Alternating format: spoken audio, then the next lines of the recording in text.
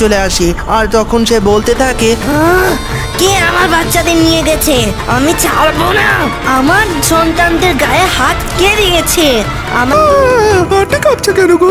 ও মা গো, মাটিটা কাঁপছে কেন গো? ভূমিকম্প শুরু হলো নাকি? একটু বাইরে যাচ্ছি, মুখ হাত পা ধুয়ে তোদেরকে ভোজন করবো। কোথায় যে পালাবি? এটা বাবলস, এটা খেলা জিনিস না। বনমালিকপুর নামের একটি জঙ্গল ছিল।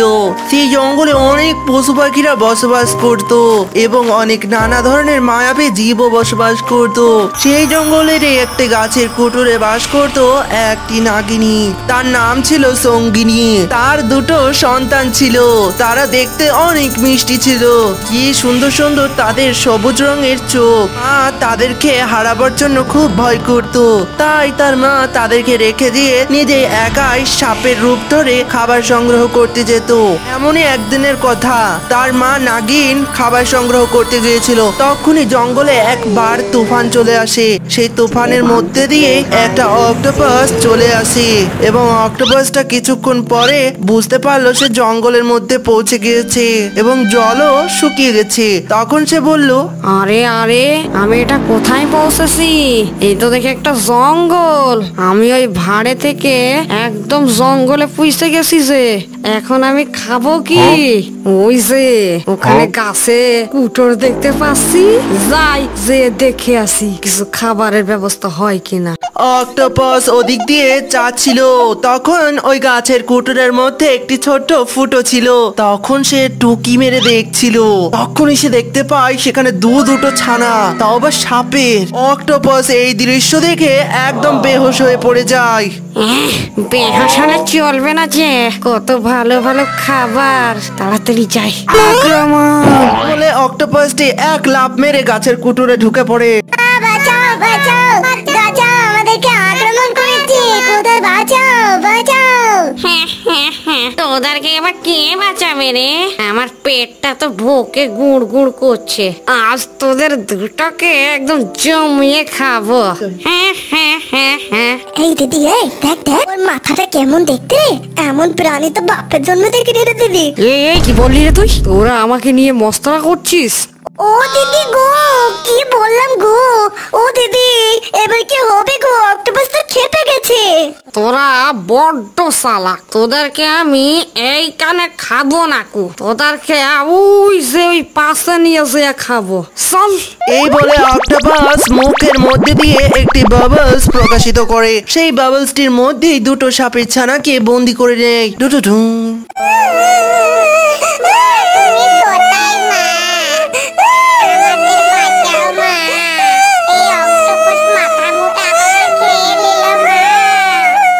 এরপর অক্টোপাস সেই বাবলসটিকে একটি লাথি মারতে মারতে গড়াতে নিয়ে চলে যায়। এরপর সঙ্গিনী নাগিনী ফিরে আসে নিজের বাসায়। তখন সে হতভম্ব হয়ে যায়, কারণ সেখানে তার ছানারা নেই। এ দেখে সে রেগে ফায়ার হয়ে যায়। আর তখনই সে নিজের আসল নাগ রূপে চলে আসে। আর তখন সে বলতে থাকে, কে আমার বাচ্চাদের নিয়ে গেছে?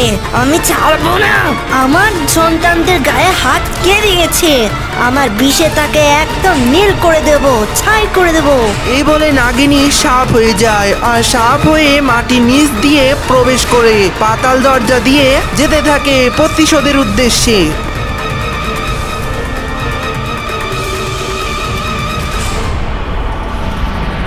এদিকে লুসি পায়রা জঙ্গল দিয়ে শপিং করে বাড়ি যাচ্ছিল গুনগুন করতে করতে। সাজনকে ঘর জানা হে। তখনই সেখানকার মাটি কেঁপে যায়। মাটি কাঁপছে কেন গো?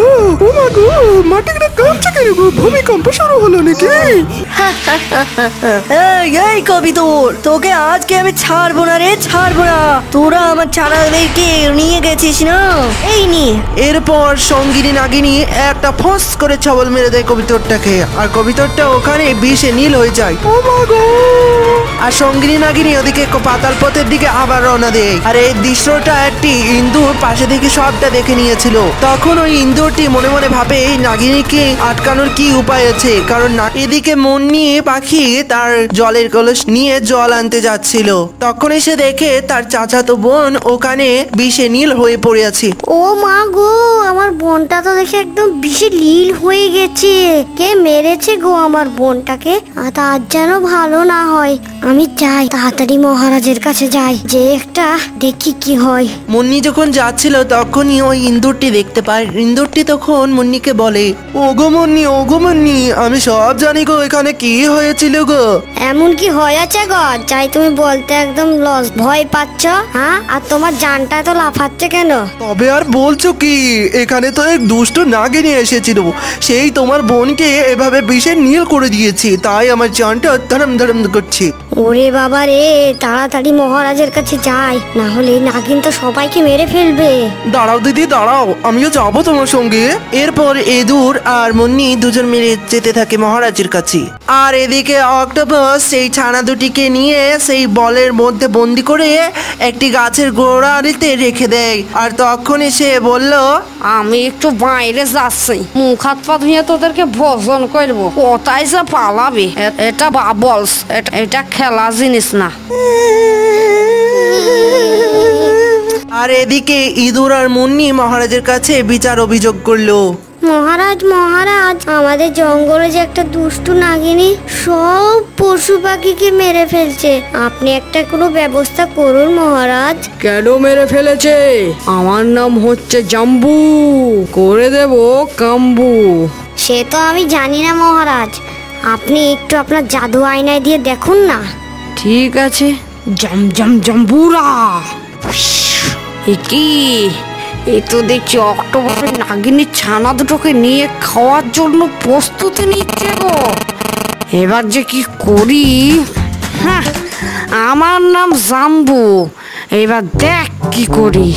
মহারাজ আপনাকে চিন্তা করতে হবে না, আমি ওই অক্টোপাসের কাছ থেকে ওই ছানাদের মুক্ত করে নিয়ে আসতে পারবো। তুই ওইটুকু এদুর হয়ে তুই আবার কি করবি? মহারাজ, আমি ছোট বলে আমাকে নিয়ে মশকরা করবেন না, আমি নিশ্চয়ই পারবো। আমি যে কাজ করি সে কাজ শেষ করেই ছাড়ি। যা, তোকে একটা সুযোগ দেয়া হলো। এদিকে ইন্দুরটি সেই অক্টোপাসের কাছে চলে আসে, আর সেই অক্টোপাসকে সে বলতে লাগলো, অক্টোপাস তাড়াতাড়ি যাও গো ভাই, ওইদিকে যে দুটো মুরগি ঘুরে বেড়াচ্ছে, তাড়াতাড়ি যেয়ে শিকার করো, তোমার এই লম্বা হাতে শিকার করতে পারবে তুমি, তাড়াতাড়ি যাও, নইলে তো পালিয়ে যাবে। আমি তোমার এই পাহারাদারদের ততক্ষণ নজরে রাখছি। আবার কি কথা বলছিস রে? আমি তাড়াতাড়ি চাই, ওই দুটোকে আগে ভোজন করব। এ দুটো তো আমার বন্দি, এ দুটো তো আমি যখন মন তখন খেতে পারি। এদিকে অক্টোপাস তিড়িম করে লাফাতে শিকার ধরতে চলে যায়। আর ইন্দুর এই সুযোগের সদ্ব্যবহার করে সেই বাবলসটিকে নিজের ধারালো দাঁত দিয়ে ফুটো করে দেয়, আর ছালা দুটো তার পেছন যেতে থাকে। আর এদিকে রাজামশাই যখন জঙ্গলে চেয়ারের মধ্যে বসেছিল, তখনই আবারও মাটি কাঁপতে শুরু করে। ওরে বাবারে, এসব কি হচ্ছে রে? মাটিটা কাঁপছে কেন রে? কোথায় গেলি রে তোরা? আমাকে বাঁচা রে। এই রাজা, দুষ্টু রাজা, তোরাই আমার ছানাকে কোথায় লুপাট করে রেখেছিস? তাড়াতাড়ি করে আমার ছানাদের বের করে দে, নইলে তোকে আজকে আমি জীবন্ত ছাড়বো না। ও গো নাগিনী গো, আমি তো তোমাদের ছানাকে কিছু করিনি গো। ওই অক্টোপাস আমাদের জঙ্গলে এসে তোমার ছানা দুটোকে নিয়ে গেছে, আমি পাঠিয়েছি গো ইঁদুরকে। ইঁদুর যদি পারে তাহলে নিয়ে আসছে, তুমি এখানে একটু বসো। আমার সাথে মশকরা হচ্ছে? ইঁদুর গিয়েছে আমার ছানাদের বাঁচাতে, আর আমার ছানাদের খেতে ওই অক্টোপাস কি করে শুকনো ডেঙ্গায় আসবে গো? ওই যে এই দুটো আসছে গো, মনে হয় ছানা দুটোও আনছে। বাবা, জানে লো এবার। এরপর নাগিনী যে তার ছানাদের জড়িয়ে ধরে। আরে এখানে তো কিছুই নেই। ওই ইঁদুরটা আমারে মিছে কথা কই আছে। ইঁদুরটা আবার আমাকে বোকা বানিয়ে ওই ছানা দুটোকে উদ্ধার করে নিল নাকি? তাড়াতাড়ি ওইখানে যাই, দেরি করলে চলবে না। এই বলে অক্টোপাস আবারও লাফাতে চলে গেল। সেইখানে গিয়ে দেখলো সেখানে কেউ নেই, ফাঁকা। তখন সে বলল, ওরে আমার কি সর্বনাশ হলো রে, ইঁদুরটা আমারে ঠকিয়ে চলে গেল রে। হ্যাঁ, আমি ওদেরকে ছাড়বো না কু। আমার কাছে একটা বিন আছে, এই বিন দিয়ে ওদেরকে বন্দি করবো। হ্যাঁ, পর অক্টোপাস সেই বিনকে বাজানো শুরু করলো।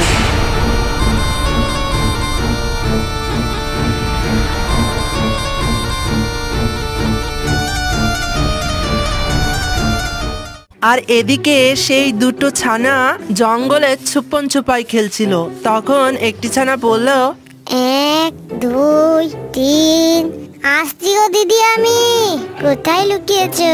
আর এদিকে সেই বিনের সুর সেই সাপের কানে চলে আসে। তখন সে বিনের সুর গেয়ে বশ হয়ে যায় এবং বিনের সুরে সুরে যেতে থাকে।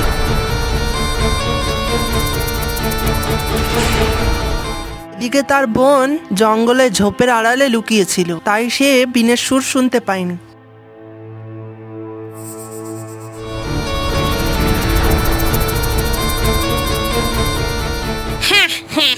পেয়েছি তোরে। পালিয়ে যাবি কোথায় রে? আমি তো একটা মায়াবিনী অক্টোপাস, তোরা কি কেউ জানিস? এবার তোকে আমি আমার মহারানীর কাছে নিয়ে যাবো। সাব্বাস আমার অক্ট, তুই আমার কাজটা সম্পূর্ণ করে দিচ্ছিস। ওই নাগিনীর ওই নাগমণিকে আমি নিতে চাই। সঙ্গিনী হচ্ছে আমাদের নাগরোকের রানী, আর ওই নাগমণিটা চাই। এবারে এই বাচ্চাটিকে বন্দি করে ওই নাগমণি আমি উদ্ধার করে নেব। সাব্বাস অক্ট, সাব্বাস। এই বলে নাগিনী সেখান থেকে অক্টোপাসের সামনে চলে এলো। এই মোনা, ভালো আছিস? কে তুমি আন্টি? আমাকে ছেড়ে দাও না আন্টি, এই অক্টোপাস আমাকে বন্দি করেছে। হাসছো কেন আন্টি? আরে মূর্খ, এই অক্টোপাস আমি পাঠিয়েছিলাম এই অক্টোপাসকে তোদেরকে বন্দি করার জন্য। তোর মা আমাদের নাগলোকের রানী, তার কাছে নাগলোকের সব থেকে অমূল্য রত্নের নাগমণির ঠিকানা আছে। সেটাই জানবার জন্য তোকে এখানে বন্দি করে নিয়ে এসেছি, বুঝতে পারলি তুই? ওগো মায়াবিনী আন্টি গো, আমি কিছু জানিনি গো, আমারে ছেড়ে দাও গো। তুই জানিস না? এনে তবে আকরাম, হ্যাঁ তিলিস্মি আয়না, হাজির হও, হাজির হও। মহারানী কালনাগিনীর জয় হোক। হ্যাঁ তিলিস্মি আয়না, আমাকে নাগমণির হদিস দেখাও। ক্ষমা করবেন মহারানী, কিন্তু এটা আমার পক্ষে সম্ভব নয়। কেন? তোমার পক্ষে এই কাজ সম্ভব নয় কেন? মহারানী, নাগকন্যা কমলিনী নাগমণিকে একটা সুরক্ষিত স্থানে রেখেছে, সেখানে আমার মায়া দর্পণ কিছুই কাজ করতে পারবে না। মোহিনী মোহিনী মোহিনী, ওই মোহিনীকে তো আমি মেরে ফেলবো, ওই আমার হাতেই মরবে। অপরাধ নেবেন না মহারানী, তবে আপনার কাছে আমার একটু কথা আছে। বলছি যে আপনি যে মনাকে কিডন্যাপ করেছেন, সেই খবর নাগকন্যা কমলিনীর কাছে পৌঁছে দিয়ে তাকে ব্ল্যাকমেল করে নাগমণিটা আপনি উদ্ধার করে নিতে পারেন। সাব্বাস মায়া দর্পণ, সাব্বাস। এই না হো তুমি আমার ছিলা। আমাকে যাওয়ার আদেশ দিন মহারানী। আকরাম, আকরাম, কাল্লুকা যেথায় থাক হাজির হো। যে হুকুম মহারানী জি।